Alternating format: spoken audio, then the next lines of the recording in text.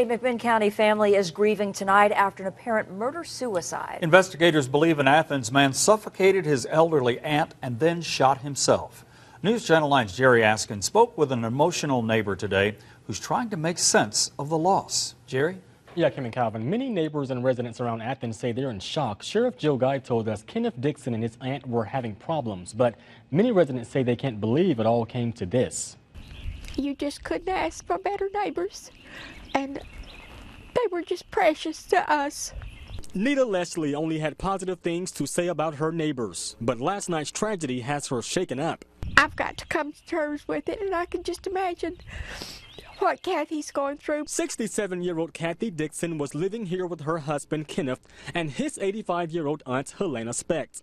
And here's what she told police when they got there. She had went to take a shower, and then as she had gotten out of the shower, she began to look for her husband, thought the aunt was just in the bed asleep. And turns out she found her husband's aunt in the bedroom suffocated. Deputies believe her husband, Kenneth, may have killed his aunt, then killed himself with a gunshot to the chest. I couldn't believe it. Mrs. Dickson told deputies her husband and his aunt were not getting along. It's just a series of arguments, and I think the level of care that the lady was demanding from her nephew, from the husband, was just wearing on him. Deputies believe Kenneth likely called 911 before it all happened. Our dispatcher received a 911 call, and the male subject on the line referring to the address, and it said the words murder-suicide, and which certainly alerted the dispatcher. Investigators found a note from Mr. Dickson in the home, informing his wife of important paperwork she would need for finances.